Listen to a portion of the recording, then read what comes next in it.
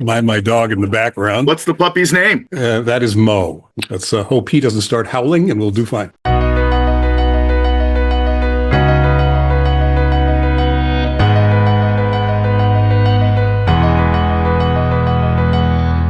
Welcome, everyone, to the February 2025 edition of The Impact, a Sustainable CT podcast.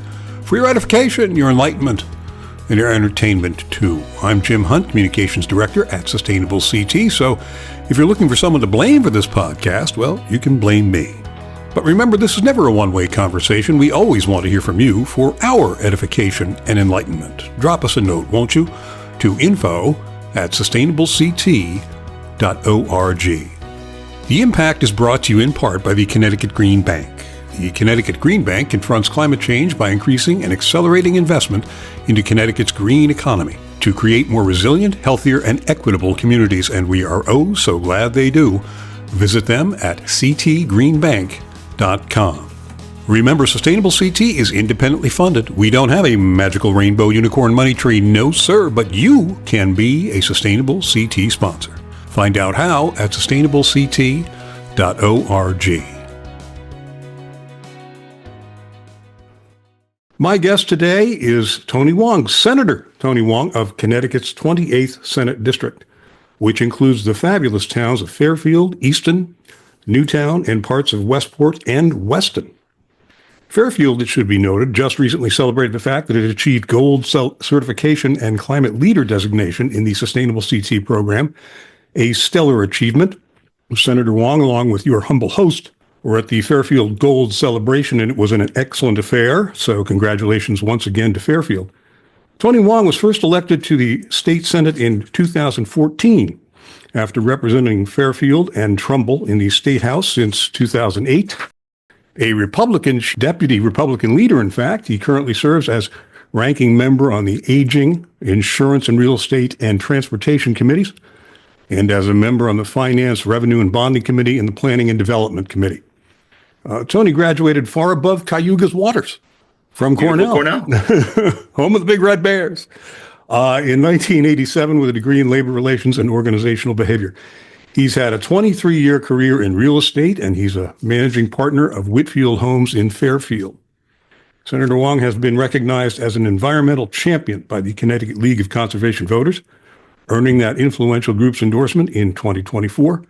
Tony brings an eminently practical approach to the issue of sustainability, seeking to balance efforts to reduce greenhouse gas emissions with the practical realities of business operations and household budgets, advancing policies that make both environmental and economic sense, with a particular emphasis on reducing energy costs and utility bills in the state of Connecticut. And we will certainly talk about that today. Throughout his lengthy tenure in both the State House and Senate, Tony Hwang has worked on numerous environmental climate action bonding bills. In fact, the League of Conservation calls Tony the only Republican senator who has consistently supported major climate legislation emphasizing practical, nature-based solutions to promote responsible stewardship of the lands, forests, wetlands, and waterways of the state. And that's high praise. And on top of that, he's a hell of a nice guy. So now we've got all that out of the way. Senator Hwang, welcome to the show. Thank you for taking the time to chat with me today. I certainly do appreciate it. What a very kind intro, Jim, and I enjoy meeting you. And it is quite a laurel for Fairfield to be recognized as a gold medal sustainability. It is a sense of a community getting together. But I really look forward to kind of participating in this, because I think more than ever, I think we need to educate people on the ability for each individual as a collective to make a positive difference. And I guess I could say, beginning by this, isn't it wonderful to have snow in a different season in Connecticut when we've had rashes of snowless winters? So it is a little inconvenient, but it is a wonderful balance of the seasons, and where the magic of nature, sustainability, and the environmental gifts that we've been given. Sometimes it really is important in this day and age of fast technologies and phones and 100-inch TVs that there's nothing more magical than a walk along the trails and our rivers and the sound to really remember how magical it is. So and it behooves us to have an important responsibility to preserve that for future generations. Amen. Your campaign literature states that you're looking for solutions that incorporate long-term environmental sustainability with immediate economic efficiency. And that makes perfect sense. But promoting renewable energy and green jobs while addressing the costs of that implementation. And I was struck by that because that's very much at the heart of how we approach our work with Connecticut municipalities as well. So let's talk about that. Tell me what solutions look like to you from your perspective. Are there any examples of approaches Connecticut can take to decrease our environmental impact and increase climate resilience and do it in a way that doesn't break the bank? More than that, is it possible really to see sustainability as being very much a net plus for local taxpayers and the local economy? How do you view that? Sustainability is been unfortunately brought to the forefront in the number of months that we've had when people pop open their utility bills and have seen that energy costs that we use for the phones and for the flat panel TVs and the technology that we have, and even in the electric vehicles, comes at a cost in regards to utilization right now of fossil fuels, natural gas being one of them. And obviously the phasing out of coal, but many other states still utilize it. So it's the conversion to energy. But what's really brought it to the forefront on sustainability is the fact that these costs have become unaffordable. So when we talk about balancing sustainability and affordability, I think this is a perfect segue time for us to have that conversation. And I think the conversation has to be that we need to look at renewable energy. The problem with Connecticut being one of the highest cost energy centers, states in the country, is we're almost in an energy desert, because with the exception of solar, and if we utilize wind in the waterways that we have in the hilltops with wind as a viable alternative, we don't have the natural gas flow. We don't have the opportunity to generate power, as all our utilities are middle people in this conversation. We don't have the natural kind of conduit of pipelines, of hydro from Canada. So we're at a bit of a desert from a cost basis, right? The next highest costs are obviously the usual suspects. Hawaii is one of the highest costs because they're an island. Right? Sure. All their energy needs to be imported. We're not an island in ourselves, but we struggle like that as a desert. I don't think a lot of people understand that. So the challenge we have is, how do we create a sustainability of energy utilization and control of our own destiny? Wind needs to be a factor, increase solar utilization. But I think another factor that it seems almost common sense, and this is a repeating that I hear every time in our own house by my incredible wife, is shut off your lights when you leave the room. Right. Turn off the energy when you don't need to use them.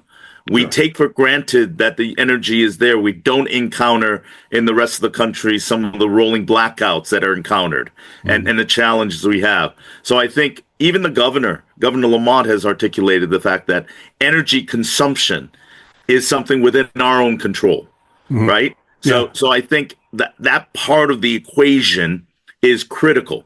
Now, when I talk about utility costs, Jim, here's a challenge, because the procurement of renewable energy in Millstone for nuclear power, which contributes over 50+% of the energy usage in the state of Connecticut, has come at a price that fluctuates. Even though it has come down, it has come up, based upon the energy marketplace, it's fixed. And it's been fixed at a rate where we benefited, and now it's a little more costly. Sure. But what people need to understand, whether you like nuclear or not, it is clearly the most obvious non-carbon emission energy producer. Yeah. But obviously, it comes with contaminated waste disposal and the specter of 3 Mile Islands for people in my generation. It comes with a risk. But I think when we look to implement renewable energy, it needs to come to a tipping point where its mass adoption and its cost efficiencies start to begin. Yeah. We're not even close to that. When you talk about the phrase of how do we balance it with economic reality? Well, the governor decided to not renew or engage in the wind contract with multi-states because that rate is too high in the heel of the politically sensitive high utility costs. Right. Right. And where do we go to that? And I think that has to be something we need to look at, where we say we need to make a commitment to renewable energy procurement and implementation, but it has to be done with buy-in from an array of other solutions to reduce demand. Because if you make that demand at that price and demand continues to make us feel a sense of false security, we continue to consume energy at an alarming clip, the cost is ultimately always going to increase. So when I talk about implementation of these policies, for some people in the community, in the environmental advocacy group, they can afford to do that. But for people that are struggling financially, for making choices between utility bills versus putting food on their table and not making enough to be able to provide for themselves and their families with a high cost of everything else in the state of Connecticut, we cannot institute these policies by saying it's only a couple dollars more without paying the respect to people that may not be able to afford it. A couple of dollars, and on top of a couple of dollars, and pretty soon you're talking about real money. We've got to find low, no carbon energy sources and renewables. And that's the one side of the equation. And on the other side, absolutely reducing demand, being able to reduce the electric use. And whether that's through efficiencies or just energy reductions, better technology to reduce electric use, those two things combined are going to make the cost efficiencies in our municipalities a lot better. So that's what we're trying to do. We're approaching municipalities trying to reduce their cost. And we're not even getting to, we don't even get to carbon footprint and the environment and the climate and resilience. That's not even in the conversation. The first issue that we approach them with is, look, we're going to save you money. We're going to save costs. We're going to save the people in the town from having to spend so much on energy. And so let's make have that conversation. I hear it's got to be that complete equation. I hear. Well, look, in a perfect world, when it's unlimited funds, let's go to it. Or if you live in a totalitarian state where they say, let's just go do it and rights be darned, it might work, right? But I think the other part is maybe I'm a eternal optimist, Jim, where I say, maybe the Jetsons were right and we can create fission. Yeah. Can you imagine that? I mean, there was a spark of it, perhaps, maybe I can dream in my lifetime that we create that kind of elusive fission, the magic solution where it creates unlimited power and energy and it's safe and we have to our heart's content. But meanwhile, maybe I go back to the practical sense again. In part with renewable energy initiatives, conservation, we need to, within our own selves, to reduce energy cost. Now, you're a big proponent of local control, and I think, you correct me if I'm wrong in any of this at any time, and we work almost entirely focused on municipal and community actions. We're keenly aware, too, that one size does not fit all in Connecticut. And what might work in Old Saybrook or Fairfield or Newtown doesn't work in Pomfret or Bristol, right? What do you think that, the sustainability challenges that may be unique to the 28th district, how do you go about crafting state policy? Because ultimately that's your job, right? How do you craft legislation and policy to provide the tools and resources and best practices that are going to meet these challenges on a local level? How do you approach that? Well, it's not just I'm on the show with you, Jim, but the sustainability model is one of the most intriguing part of imparting a broad vision and setting up these measures of goals and objectives, and then saying to these communities, how can we help you get there? And I think in the case of the tremendous advocates in Fairfield, and even in talking to colleagues in Bristol, two entirely different towns, Sure. but it was the vision of fantastic advocates, tireless, in fact, who looked at these thresholds, just like we have LEED standards that says, get there, we can help you. Here are some of the guidelines and how we. I think that's where top-down leadership can be effective, but it can only be implemented by the people who know their towns best. You can't do a blanket top-down, one-size-fits-all and say to Bristol and say to Fairfield, do this. Right. Because the reality is both of them reach the gold standards within your organization's standards, but they did it in different ways. They did it their own way. Right? They did it their own way in their own approach and advocacy from the very people that knew their community best. And that's what I've always said, that a profit motive in some of the economic developments and some of the projects that were driven is not going to be nearly as effective as individuals with a passion and an advocacy that knows their community and articulates that kind of a buy-in. Because I'll give you an example.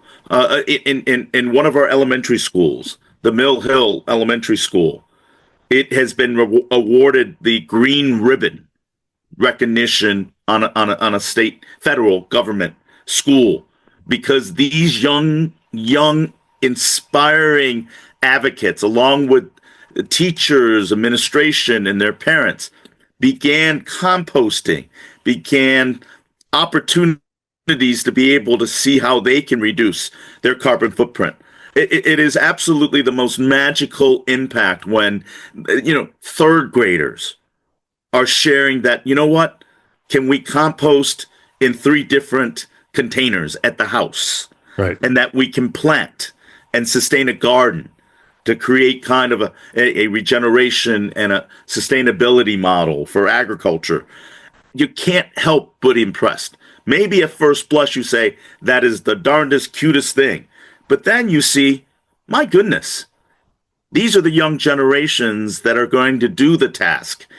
And we have a responsibility to do our little part, because we all fail in some aspects because of the conveniences of modern life to not do the part that makes a difference. And I think that the other part that's challenging is, I think a lot more of us need to see the devastating impact of environmental neglect and the climate change impact when it's out of control. When I talk about a totalitarian state, I became a true champion because, one, I learned from my children who are older now.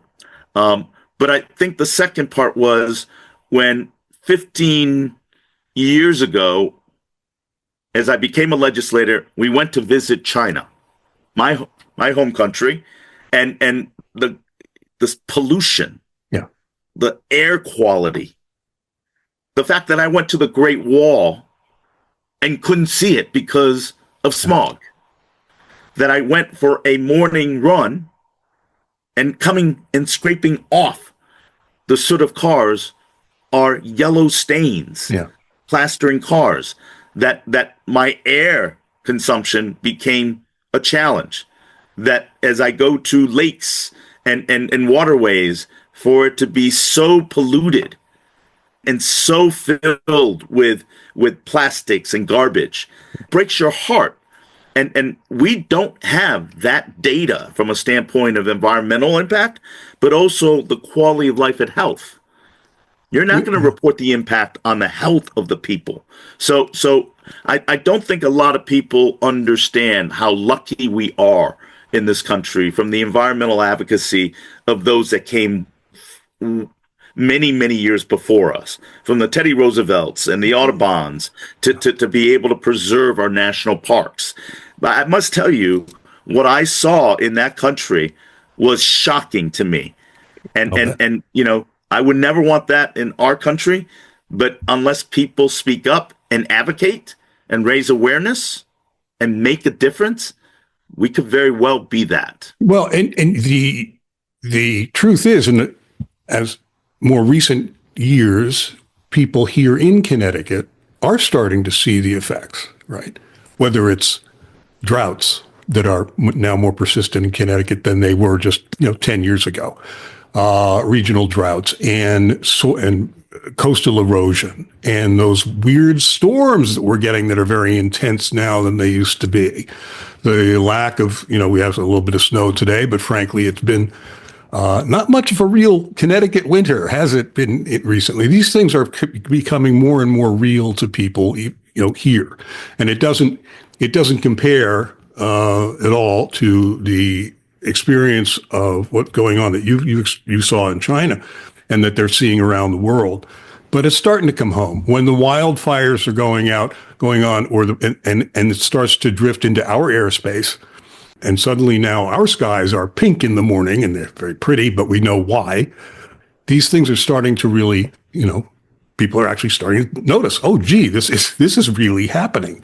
And you can't avoid the news. You can't avoid seeing the wildfires and going on with such intensity, even across the country, or whether it's floods, and droughts. It's happening in the United States, and we're a part of it. Places, I just spoke to lots of engineers in Connecticut, and they're saying, we have problems with flooding. We can't afford to fix them. We need help from the federal government. We need help from taxpayers in Boise, Idaho, and, Charlotte, and, all over the country, just as we're going to also help them with their natural disasters and their increasing expenses of climate change. So we're all in this together, and we're starting to see it, the results of this.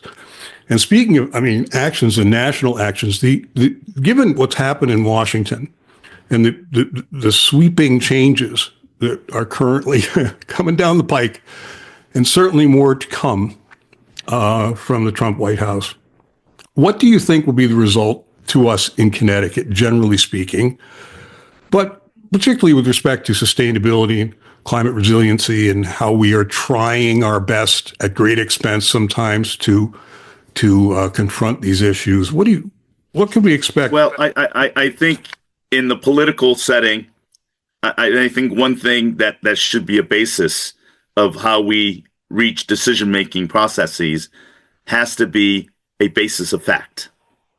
So let me be clear on one fact. Climate change is real. Okay? God bless you. From the incidences of drought and flooding, rising sea level, rising, and if we're recording and I'm seeing your sweatshirt with the Outer Banks, the fact they're going away soon. Yeah. The reality is that the fish that you're displaying there are coming up to the Nova Scotia coastline from a warming water. Yeah. And it's changing the whole delicate ecosystem that we have. And so it's not just weather, but it's also our habitat. Our precious cycle of evolution has been changed. So let's be clear. Climate change is important. But it goes back to our first point earlier and talking about, the balancing with sustainability versus economics. Make no mistake about it. People want to say that there is no necessary change because guess what? I want to produce more fossil fuel. Yeah. Right? And that is kind of the counter of continuing business as usual and not having to do the added cost of making pattern and behavioral changes and economic and business dynamic changes. But I will share with you most of the businesses that I talked about that would be impacted by dramatic changes, led by the education of sustainability, led by the awareness that consumers are saying, I want a cleaner, more energy efficient, more resiliency sensitive product. They're trying to get there. And I think that has to be an important role for government to be able to facilitate. And I know that the Biden administration tried to, but I think they went in one perspective of a broad sweeping stroke that forgot the grassroots impact of people that may not be able to afford that transition. Perhaps with the presidency now, it is a complete 180 contrast, but it's also the same perspective of the macro impact and saying, we'll do this and you'll come along. But it doesn't happen that way, right? Like we said, grassroots, real behavioral pattern changes occur when people are intimately tied and feel the essence of why they're doing it. Human behavior is altered when people believe there's something in it for them. And if you're skin in the game, right? If you're economically challenged and you can't meet your needs, and God bless, there are more and more people in Connecticut that can't afford to live in the state. That is a very, very hard sell, right? But at the same time, we need to continue that evolution. So how do you sell it to them? Right? Is, you know what? If you're a sports person, your water levels in your riverway, when it warms, you can't catch that trout that you love, right? You can't have that habitat where invasive species flourish and impact what is a natural habitat for our plantings and vegetation. So I think part of that for me is the education of saying, what is in it for you to care about these policies? You know, for example, one of the biggest things we're going to talk about this legislative session for the past years is neonics.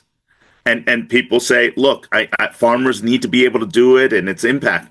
But I'll be honest with you, unless you have that visceral experience where you go to a beekeeper and you see an entire colony of thousands of bees completely eviscerated by one bee that's been impacted by neonictites. And then you say, okay, maybe it's the bees that gets eviscerated by this colony. Well, you know what? I love bees. The bees are the busiest, nature's gift of pollination, and people forget what their role is. So when all the costs of your fruits and vegetables go up because you can't get them, right? So when you translate it that way, and then you say, look, we can talk about 25% tariffs and it hits people the pocketbook, but you know what? We use raticides that goes and gets rid of your rodents, the little chipmunks, and guess what? My raptors take them and they eat the poison. But why does it matter to you? Well, it matters to you because guess what? You don't have those raptors, your property will be infested with rodents that don't have a natural predator. I will share with you the reaction when I say that to people, and they're like, that's kind of important, right?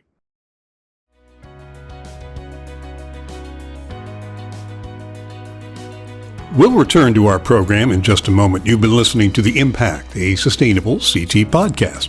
Hey, while you're out there tripping the web fantastic, don't forget to join us on Facebook for some fun and interesting stuff.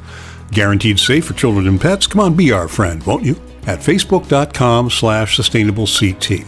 And yes, of course, we're LinkedIn. Search for Sustainable CT from your LinkedIn page, and you'll find us right there, being all LinkedIn and media social. And if you're not yet a subscriber to Actions and Impact, the Sustainable CT newsletter, you could be missing out on some very important information to you, to your organization, and to your town. Accept no substitutes. Do yourself a favor and subscribe today, and you can do that where? At sustainablect.org, of course. And do plan to join us for our February coffee hour, Thursday, February 20th at 10 a.m., when we'll take a deep, frosty winter dive into the roles of municipal sustainability staff in Connecticut. Cecilia Drayton, Director of Sustainability for the City of Hartford, Megan Granato, Sustainability and Resilience Manager for the Town of Groton, and Danielle Petretta, Environmental Sustainability Coordinator for the City of Stamford, will be speaking about their work, how their communities are tackling sustainability, and answering your questions. Remember, you can join Sustainable CT for virtual, informal discussions most third Thursdays of each month. We share program updates and resources, explore your questions, and strengthen the network of sustainable CT champions. Yes, we do. These sessions are always free, and you know that free is good and open to all. Let's get back to the program. But you can see my approach that's kind of different. It isn't a no, and make no mistake about it. I'm honored and privileged to be elected to represent, but I also have a greater responsibility to try to push the needle forward. And that's why I'm grateful for Fairfield and where we met, because these are true advocates that are tireless. But if I can help move it forward, and make no mistake about it, I get both sides angry at me. No doubt. Because I try to bring the sense of practical implementation. Sure. But there are certain times when you need to make a statement, as I've gotten in trouble with, of saying, you know what? We have to set goals to attain them. And that's why I complimented sustainability. You set these kind of parameters, but you help people get there. Right. And when they get there, you reward them by the recognition that they deserve. Now, what I love about your approach really is that you're connecting dots, okay? The hip bone's connected to the leg bone. However, whatever metaphor you want to use, you're explaining to people why these things are all interconnected, and the economic results that ensue if we forget that those connections exist. And you can just plainly go walk through, and like I said, people in their normal lives, we're not thinking about that stuff. We're not connecting those things up. We're walking through, taking care of business, doing this, taking care of our kids, taking care of our household, doing what we need to do to survive. And if you can pause just a moment and see the interconnectedness of this stuff and how it affects us in our pocketbooks and in our ability to breathe and what the health costs are and ramifications, all of the things that are interconnected for this, it really makes a difference. And it hits people personally, right? On the ground, in their own homes, in their own neighborhoods, in their own communities. And that's huge. And it really makes a political difference, because without that groundswell, that real grassroots understanding and support for some of these things, it's not going to happen, right? As you point out, the state can tell people what to do constantly, but unless give them a lot of money, but unless guess what? You don't have grassroots adoption, right, you're missing the point. Exactly. So and that's we do not talk enough about the interconnectedness and what's in it for the people to adopt it. Yeah. And I couldn't have put it better in that connection, is that interconnectedness and connecting the dots. I want to get to there, but we're never going to get there if we don't have a goal. So I'm supportive of the goal, but then the devil's in the execution. It sure is. And you can't say, I do it. Well, I can put a charging port in my house. Yeah. I can drive an electric car. I've driven an electric car for 7-8 years, but guess what? I'm not going to depend on it as an everyday function, because I could have the luxury. I got a charging port at home. Yeah. How much does it cost to do that? Our infrastructure is not in place. We're not even close to the tipping point. Yeah, it is in that collective. If everybody drove the car, right, that would make a profound difference. But everybody can't drive the car because we don't have the infrastructure to support that kind of use. And we're nowhere near the tipping point. There. So absolutely. Now you've heard, hopefully you've heard that Eleni Havros DeGraw, House Rep for the 17th District at Avon, has introduced a bill to provide funding and support and expand programming offered by us, Sustainable CT, go figure. Given that ours is a strictly voluntary certification program working entirely in the local level through municipal governments and grassroots community organizations, do you think this is something, can you get behind that? It is an important role that you serve, to be able to set the bar, but be present and empower our local organizations to reach those goals. Right. You don't have the capacity. You have the expertise, you have the passion, right? And you have proven models of success, ranging from the 6 that you have as gold medal, but countless other silver and bronze, right, that you say, this is what they did. And to say, well, you can talk to Bristol if you're a big city like Waterbury that want to be able to do it, right? Or a Trumbull that wants to come and talk to Fairfield to want to see how they obtained and made that happen, right? Easton has already done a little bit from that kind of outreach. So we're going to get them. We're going to get all those. We're going to get them all. But your role is as a kind of information, empowering organization that says, I can't make you do any of it, but you know what? If you want to, I'm right alongside you to help. And when you succeed, we're going to recognize you, right? Because that is add a person a pat on the shoulder and say, keep it up, right? And I believe that is a way to get to the adoption point and the tipping point. Believe me, I don't know the bill exactly, but I don't think you're asking for that much money. But to be able to say, hey, the state recognizes what we do, and that we have the buy-in from the state to do so. Obviously, it's going to be a very difficult budget year, but I can assure you, this may be one of the few bills that representative of the chair of planning and development, and I may very much agree. That'd be great. That's good to hear. We're trying hard. And as you say, this is all voluntary. We're just trying to give people tools and the roadmap, the way to be able to see the kind of real effect on the ground so that we can all move in the same direction and have a much larger effect. If each town is doing certain things to be able to affect climate resilience or energy savings or energy reduction, all those things in a total are making a huge difference. So we're open to be able to pursue more of it with every town in the state.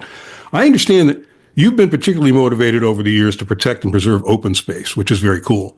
And now to somebody like me, that makes perfect sense, right? Okay, because we live and breathe that.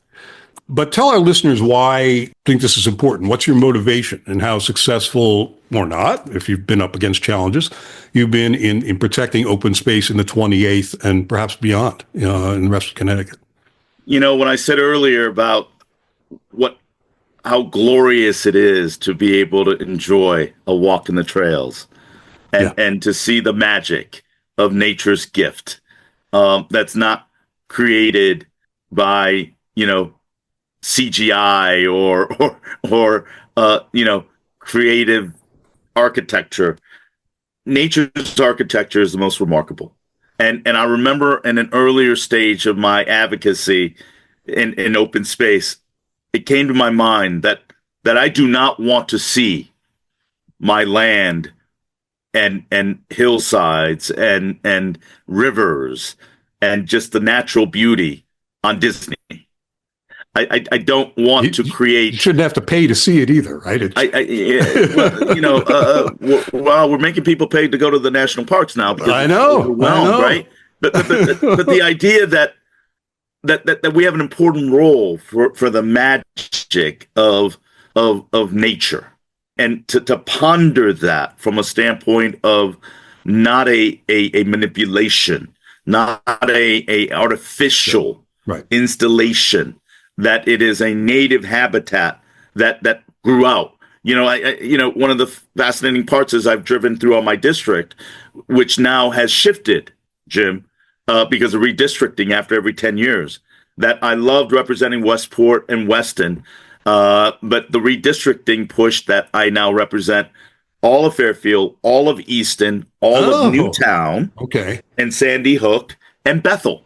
Oh, wow. When you take a look at that geography, I go from the coast of the Long Island Sound, running up the riverways, and we go into the woodlands of Newtown and the horse country. Into the 1 acre, 3 acre minimum open space that is 75-80% watershed of Easton, which affords small farms and just open spaces because we need the watershed buffer to ensure non-pollutants. But, we also have a housing crisis in the state of Connecticut. Right. And that's the real challenge. And a second part is when you think about lower Fairfield County, southwestern Connecticut, we have some beautiful spaces. But when you look at the volume we don't have much more land to develop. So it is really incumbent for us to initiate programs which we've underway with the Aspetuck Land Trust, with a lot of the land trust entities in Newtown. Newtown, Land Trust is the oldest in the state of Connecticut. So I've been privy to some great organizations that have taught me and those that came before. So when I talk about those experiences, I'm a big history buff. I value the lessons and the preservation and the vision of the people 50, 60, 75 years ago that deemed to preserve this land that now we can still enjoy, right? So when I talk about open space, it comes at a cost, because in order to acquire it, land cost is not cheap, but it is worth doing so. And that we need to create efficiencies in our housing, in the properties and the locations that we have. And it is not driven by developers because they have a profit motive, okay? It needs to be developed to address our housing needs versus the balance of the ecological and open space and land sustainability, only when it's done through local, state, federal, and the community working together to find solutions. The idea of a developer that has to pay $1.2 million for an acre of land down in Lower Fairfield County and say to you, just build a single family home and thank you very, very much. When under the 830G statute or some of the proposals that are afoot that says has of right, which says you can build it without any local input, right? And then I buy $1.2 million for an acre of land. Let me put up 20 apartments. Wait a second. You can build that density. Not only is it too high and doesn't fit within the landscape and the topography, you're going to build concrete with increased utilization, possible pesticide use and water flow that's not going to be absorbed anymore. It's going to run off somewhere else. So I know there are many environmental advocates that says, you know what, you can build increased density, you put more people, you take cars off the road. Well, the reality is people are still going to drive. They're going to move into those apartments. And guess what? We got water runoff with climate change that goes into somebody else's house. So I know that there's a big argument in regards to housing and challenges there, but I offer to people, take a look at the environmental impact, because you can't come back from it. And again, connect the dots, make the connections. What are the results of what you're doing downstream, as it were, of the actions you're taking? An example is Easton being 75-80% watershed. You would think New York City, being one of the most progressive and conscious-minded states in this country, they provided watershed buffer of acreage separation up in the reservoirs of Orange County. Right? And we're now saying to towns of Easton that is 75-80% watershed, why do you have 1 acre, 3 acre? The reason is I need to have that degree of buffer, so we don't have the runoff to possibly contaminate our water supply. But then they say, well, you're exclusionary, you're discriminatory, and you don't have any housing. And both of those things could be true at the same time. That's the problem. The challenge, Jim, is it might have been 50 years ago, but I can dare anyone in any community that says, you can't come in. It's much more economics now. Right? Absolutely. And so some of our statutory guides from the Hartford that says top down, I need to correct a social societal ill. It is no different than what we looked at an energy solution policy of top down. We have an urgency to fix this problem, but you know what? You do what I tell you to do. Isn't that funny? I didn't even think about that. But there's parallel, isn't that? You'd have to connect the dots, and you need to have buy-in from the very people whose behavior You're trying to change. And support and having to live with these decisions, Right. have to buy into. Exactly. Never thought to make that connection. I may have to use that. There you go. Okay. Now you've developed a pretty widely respected name and place for yourself in the state Senate. I mean, as a bipartisan actor, truly, and someone to whom others look for leadership and really consensus building, because that's rare. What are your plans for the future? Do you have any aspirations to higher or even just different office, or what are your plans? I think one of the keys to my success is I'm just loving what I do and so honored and privileged to represent the towns that I have been fortunate in these kind of political climate. I think the best line, Jim, was when someone said to me midway through my long career is they said to me, a lovely, lovely woman who got on her toes and pinched my cheek. And she says, you know what? I don't know what party you are. Right. All I know is what you do. Yeah. And I think that is the key. And or somebody else said it much more wittingly and kind of a little cynically by saying, you have a unique ability to just annoy both sides. I love that. Well, if you must be doing something right then. Right. And so, it's a simple, I don't have conflicts of interest. I hope not. But I think to answer your question, it first begins with it is a privilege to do what we do.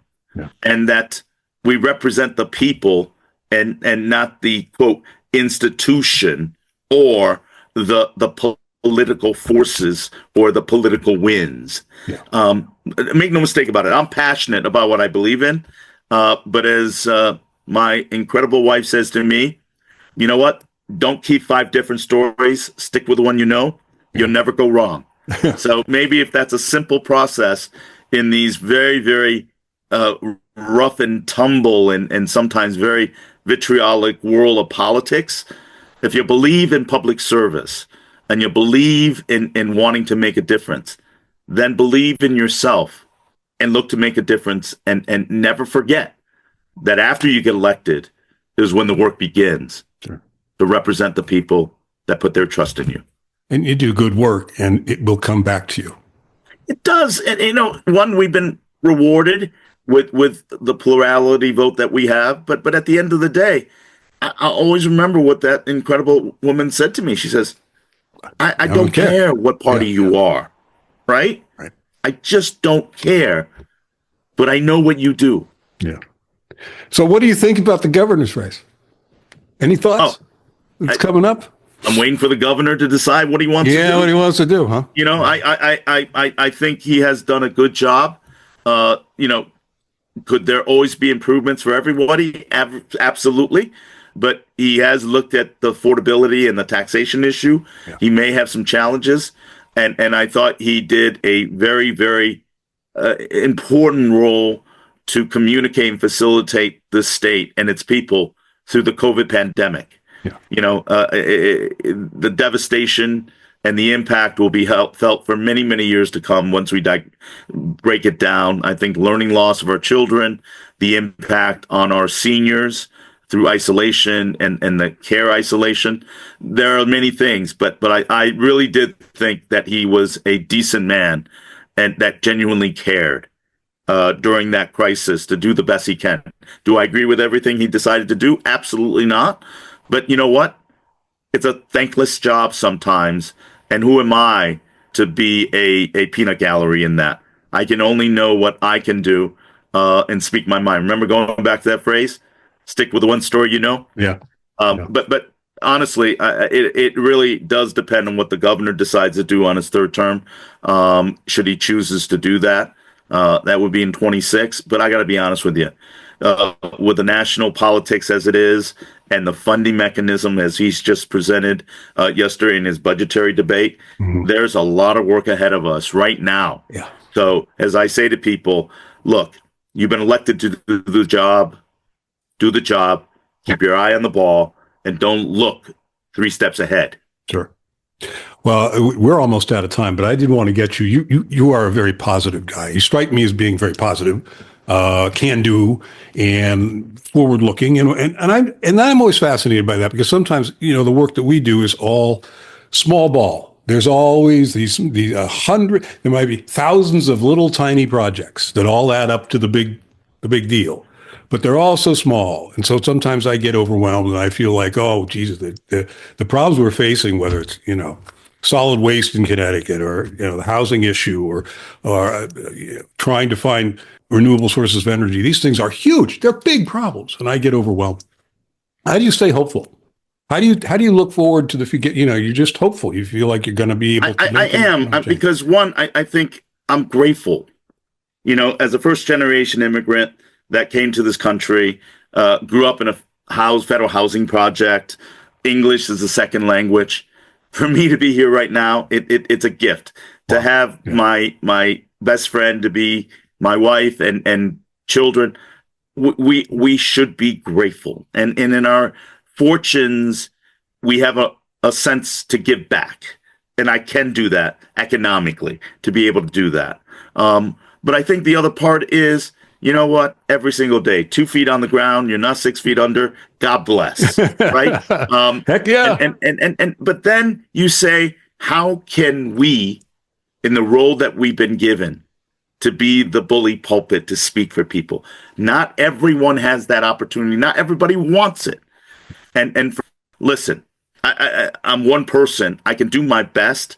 And if the best I can do is to persuade others on the magic of people like sustainability, the people of Sustainable Fairfield, those kids at Mill Hill that inspire us. And think of those people that I just saw 15 years ago going to work in these unbelievable health hazard and environmental disaster pending organizations and don't have a choice. Why wouldn't I be happy? I live in the greatest country in the world. National politics and the presidential, story of the day can incite in you. You know what? But in my little part, I can try to make a little bit of a difference. I can open the door for someone. And despite if they run through and don't say a doggone thing, I remember teaching my children that lesson. Are you doing it for the attaboy? Or are you doing it because it's the right thing to do? Yeah. I think that part, and listen, if I really wanted to dream big, Jim, I hope the Yankees win another championship. That might be impossible lately, but that I can dream. I can dream. Yeah, you're talking to a Red Sox fan. That's all right. That's what makes, that's what does it. We all get along. The second line of that, wishing the Yankees would win, my caveat was to win one before the Red Sox do. Oh, Senator, it's been a real delight talking to you today, and I thank you so much for your time. I know you're a busy man, so thank you. That's all I can tell you. I hope we stay in touch, and we can do it again sometime, because I love talking to you. It's a pleasure, and I appreciate the advocacy, and I think it's that kind of a conversation that people need to have more of. To have that conversation, to see, hey, perhaps we can find common ground. Yeah. Because from me, on an environmental basis, on a habitat basis, we're all looking at the same thing. Yeah. We all have to live in it. We're all in this together. Maybe we can all do our little part to make it better for future generations. All right. All right, Jim? Thank you, sir. Thank you. Pleasure's all mine. We hope you've enjoyed today's edition of the Impact, a Sustainable CT podcast. As always, this program is recorded, produced, and copyrighted, by Sustainable CT. Thank you for your interest. Thank you for listening. Thank you to our sponsor, the Connecticut Green Bank. Thanks to Tony Hwang for everything he does to make Connecticut and our world a better place. And thanks to everyone for taking local actions that have a statewide impact.